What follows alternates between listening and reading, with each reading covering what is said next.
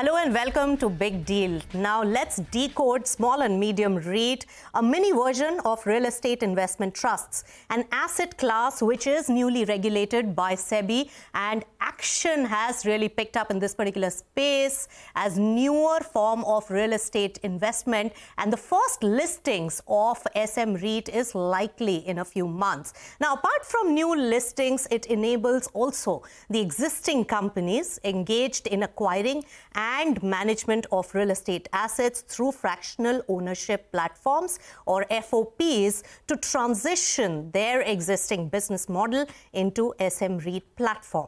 Now, REITs are in the listed space now, and SM REIT is also making the way, expanding the scope and size of this sector. Let's understand with experts who have their skin in the game. Let me welcome on the show Anshul Jain of Cushman and Wakefield, Kunal Moktan, who's from Property Share, and Chandy from EY India. Gentlemen, so good to have you on CNBC-TV18. Now, Kunal, since you're a player in this particular segment, I want to first begin with you on how does the Sebi regulation change the game for you, and what are your plans for listing on the platform? Thank you for having me. So until now, we were operating as a non-regulated tech platform offering rented real estate assets through our tech platform to retail investors. What the SM REIT regulations has meant is now we are under the regulatory framework of Sebi, which means that the product is now fully regulated.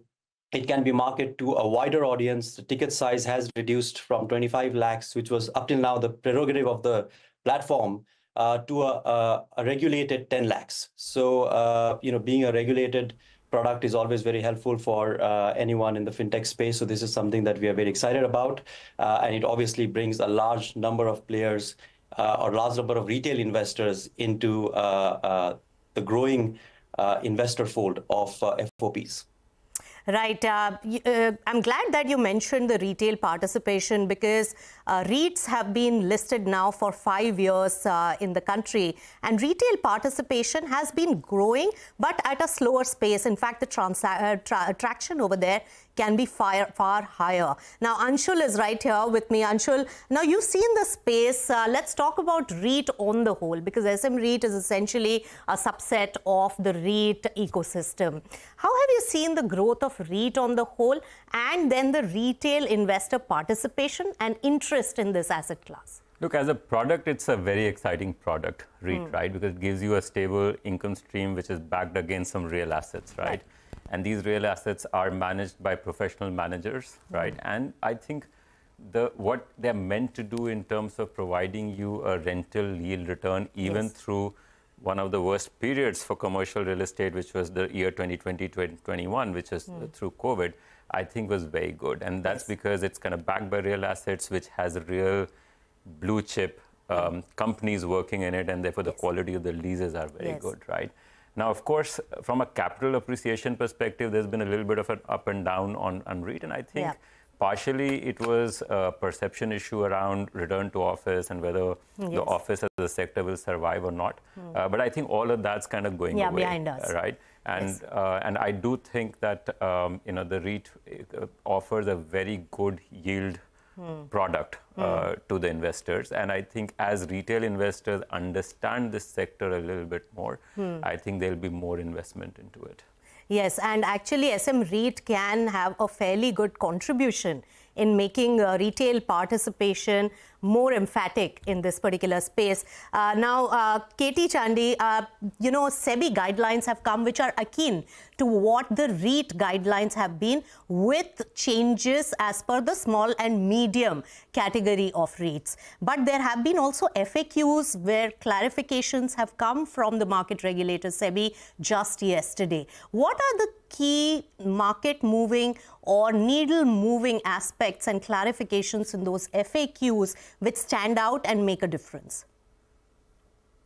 I think, the FAQ is a really good, a good sign of SEBI listening to the market, and topical issues such as 10 lakhs is minimum, what happens to the stub, the stub investment in an old asset. asset that has to be migrated. Now, SEBI has prescribed what one can do. Whether that will go through how you do that is one part. The second point is, again, on migration. A lot of the issues are on migration because, as you know, without a regulatory framework, people were putting these FOP platforms together. So now a lot of these FOP platforms had debt instruments and CCDs. And there is a prescription on the quantum of leverage that real estate REIT, SM REIT can have. It has been clarified that, if there is a debt instrument under the old scheme, that is not deemed to be leverage. So that's a huge benefit. There were also questions on, the economics to the manager and how does, how does the property get managed? That has been clarified quite succinctly. On what can happen. There were points about existing investments and the manager's stake, which is 15%. Now again, for migrated assets, that is not required. So that's also a very big amendment or very big clarification. It was there in the provisions. It's been clarified as well. So these are, I would think, 3 or 4 big changes that makes it that much more viable and giving liquidity to, in some ways, an illiquid asset. Right. So you enumerated what all clarifications came in and what it means.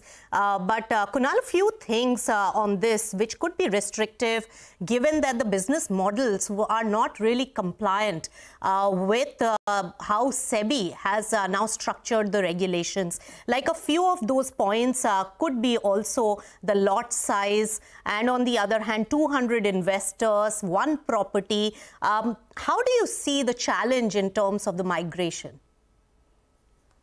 Right. So there are 2 parts of the SM REIT listing process, like Chandy just pointed out. One is the migration, which is all the properties that FOP platforms have already funded and listed on their platforms and they currently manage, and all the new listings that are going to happen. So your question on all these lot sizes and 1 SPV and so on is sort of only relevant to the migration part, because going forward, all the ticket sizes will be 10 lakhs, only 1 SPV will own the asset and so on.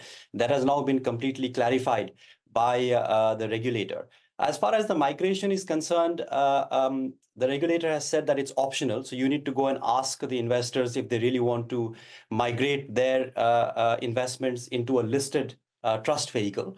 And there are some issues there. For example, the minimum investment has been 25 lakhs, which is something that PropShare started back in 2015, and which has then been followed by several other platforms. But what that means is that now you have, if you want to migrate that and someone owns 25 lakhs worth of shares, then he will have 2 shares of 10 lakhs each and 1 share of 5 lakhs. And till now, we didn't know how exactly this is now going to be migrated. In the FAQs, SEBI has clarified that there are 2-3 options that you can use. You can buy and sell between investors to make it 10, and you could put it in a trust and so on. So there are these issues, particularly in migration, which I think will exist for some time. The regulator has given an extra 6 months for platforms to migrate, and it's not compulsory. So I think this is more a question of working closely with the regulator and trying to see how we can migrate as much as we can to the new framework, because it is definitely something that's helpful for existing investors of these properties. Right. Katie, Chandy, on that particular point, one more aspect is that the investment manager should have at least 10 crores of net worth. Is that going to be a challenging aspect in this space? I think the size of, and you have to think of where SEBI is coming from. They want, investment managers of repute, of substance, and they have prescribed qualification conditions as well. So this 10 crores of liquid, 20 crores of net worth and 10 crores of liquid asset, while it seems, it seems large, but given the size of properties that they will manage, a type of size of schemes up to 500 crores, I would think, the really serious investment managers will get this going. Okay, all right. So these are the various, clarifications that have come in, which now, Anshul, makes this particular space ready to take off. And I was speaking to one of the players who's ready to list, and probably Kunal is also getting ready with his company as well. Now, looking at the different aspects, how do you compare SM REIT to REIT? Well, I would say it's not comparable in many ways, apart from the fact that it's, both are listed and you have multiple owners. And in the same space, and it's a subset. Same space. And I'll tell you why it's not comparable, because I think if you look at the large REITs, it provides a lot of diversification of properties within the portfolio. Yes. Right? So that's, I think, a very important part, right? And not only diversification across the size and the number of buildings, but also between geographies, between the type of building, sometimes IT, sometimes commercial, right? Yes. So, and second is the REITs either are managed by large global institutional professional managers who have many years of experience doing that, or large Indian institutions, and people who kind of developed and owned properties and leased properties over years, right? Yes. So it's a very different game. Yes. It's but of course, the yields would be less. Yes. Because the risk is lower than SM REIT. Now, SM REIT, I think, from a regulator's perspective, is a great idea, because you're basically trying to build in a protection layer to the great Indian love of buying commercial properties, right? So, and which is kind of fantastic, right? The issue will remain as to, the size of each listing is going to be small, right? The cost of actually managing those regulations is usually high, so proportionate. So you need to have multiple listed vehicles to be able to manage it. And then the quality of the asset manager, right? So if 20 SM REITs are going to emerge in the next sort of, let's say 2 years or 1 year, right? What is the quality of those managers? What's their ability to lease? What's their ability to understand the changing nature of corporate requirements, who are ultimately going to be in that space and pay the rentals, which will then pay the yield, right? Yes. So I think that area is getting really complex. And an asset manager needs to have a very deep understanding of how the demand's changing and how the asset needs to be managed. And therefore, selection of that asset manager when one is investing into SM REIT becomes really important. Right. So many points that you made, Anshul, and yes, there are many differences between REIT and SM REIT. Kunal, help us understand, especially on corporate governance. Now, there are investment managers or sponsors, but with the fact that RPT, related party transaction, is not allowed, which is the cornerstone of REITs per se, but they also have many global investors, which also takes care of the corporate governance standards in the mind of the investors. What is the comfort on corporate governance that SM REITs will provide? That's a very interesting question. So, like Anshul pointed out, all the 4 REITs have large international funds as sponsors. One of them, of course, Blackstone, where I myself started my career and worked in buying some of those assets. So there is a sense of security that an investor gets when they know that a Brookfield or a Blackstone is part of the shareholding team or sponsor group in terms of corporate governance. However, if we look at the track record of REITs, like Anshul pointed out initially, in terms of the price per share and the dividends, they've not really performed. They are still sub 6%. The stock prices are still around the 300, early 300 mark for example, Embassy Office Parks, which listed 4 or 5 years ago at the same price. So investors have not really made any returns. And the corporate governance bit, look, I mean, every one of these REITs have also a developer who is a sponsor. And many times we see the REIT buying buildings of the developer and increasing their portfolio, which in a way is sort of a related party transaction, which the regulator seems to have allowed in the REIT. But maybe in the SM REIT, they feel like this is something that we need to not do at the time, which is great, because you wouldn't want to really be in a related party situation buying your own assets when you are a minority shareholder in a REIT, which is what's kind of happening on the REIT section. So I would say that for SM REITs, this is not an issue at all. Related party is not allowed. It's completely independent professional manager who decides what to buy. And then, what's kind of the important differentiation between a REIT and an SM REIT is that an SM REIT allows a one-on-one investment straight into an asset versus a basket of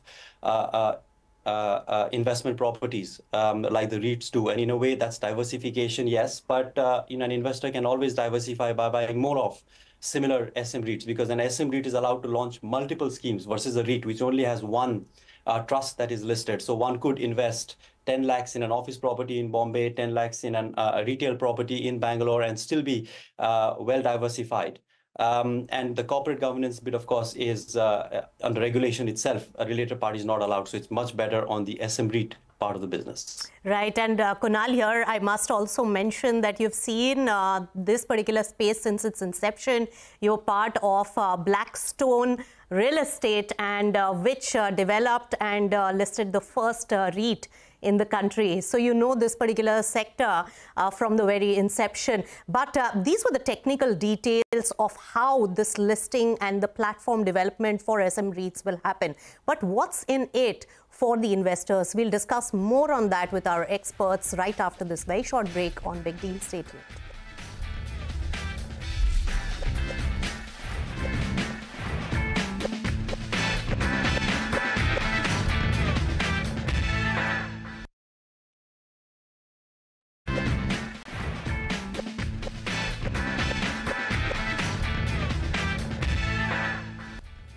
Welcome back. You're watching Big Deal, and we are discussing SM REIT as an asset class, a new asset class, which is going to see the first few new listings in a few months from now. Now, Anshul, we were talking about the technical details of how SM REIT will work and what are the differences. Now, when we talk about the performance assessment, what is in it for the investors?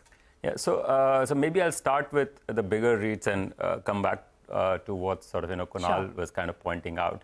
I think the REITs, the market's been a little bit harsh with the REITs, right? So that's sort of the main big office REITs. I think if you think about their collection, even through the worst period, the collection of rents were almost at 98, 99%, right?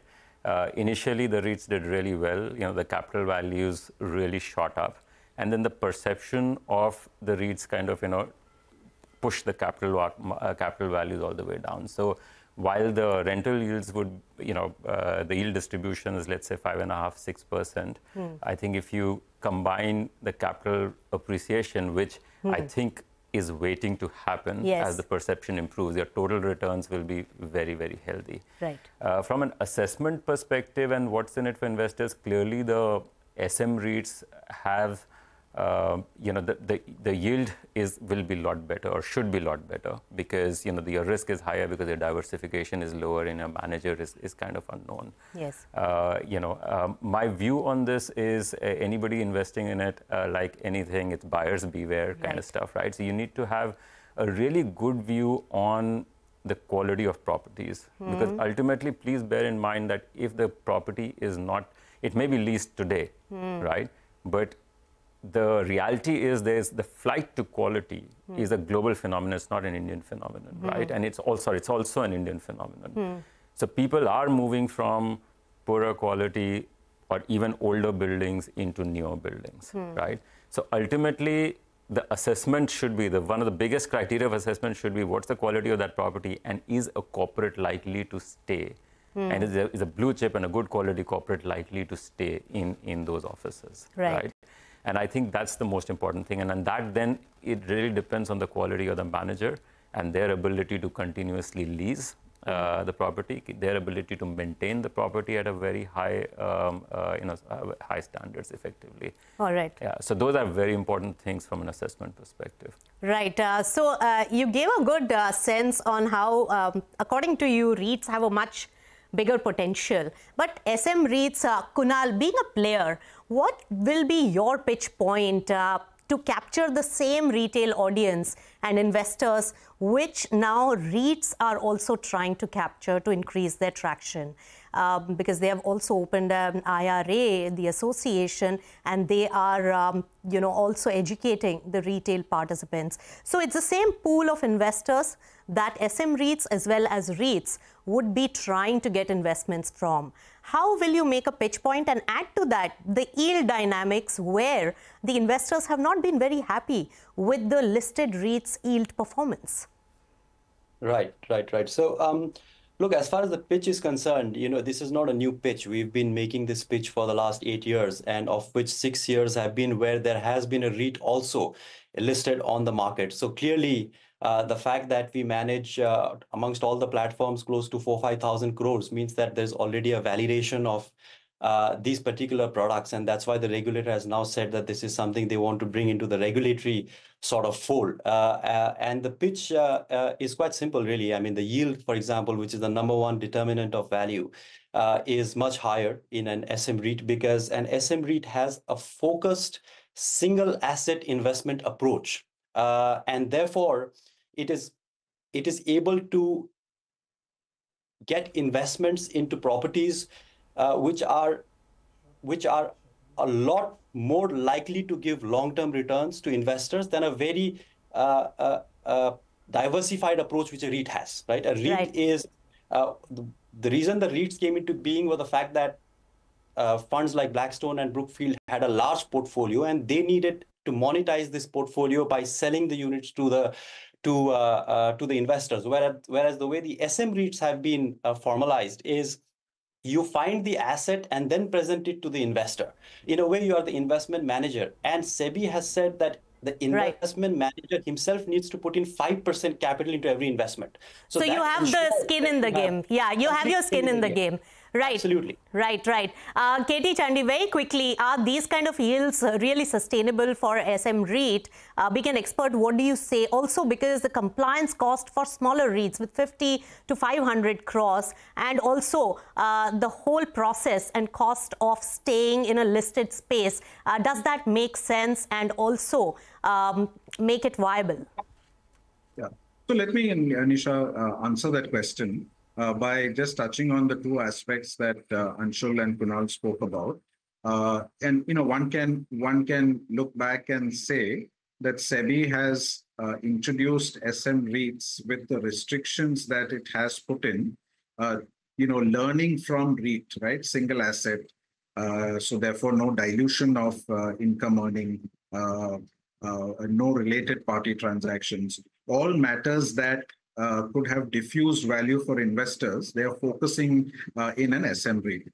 And then it goes back to how the manager's credentials really on how they select the properties, A-class properties. And as Kunal said, one has to first identify the property and offer. So you will get, people whose specific interests are in particular assets and they understand that asset, and you need only 50 crores. So I think SM REIT has the kind of restrictions has highlighted what Sebi thinks of some of the areas of improvement for a REIT itself. Now, the costs, when it's 50 crores, I'm sure all the managers will be able to manage the cost. The cost. So all the managers will be able to manage that cost. They will incorporate that and bake it in their entire business model. But definitely SM REIT is going to expand the scope of REIT culture in the country. And I would also make one more observation that probably it could add to the inception of first residential REITs in the country through SM REITs, because we don't have any such property developed in the REIT area or by the sponsors or the big global investors who have come in the REIT space till now. All right, Anshul, Kunal, as well as Katie, thanks so much for joining us. With that, it's a wrap on Big Deal.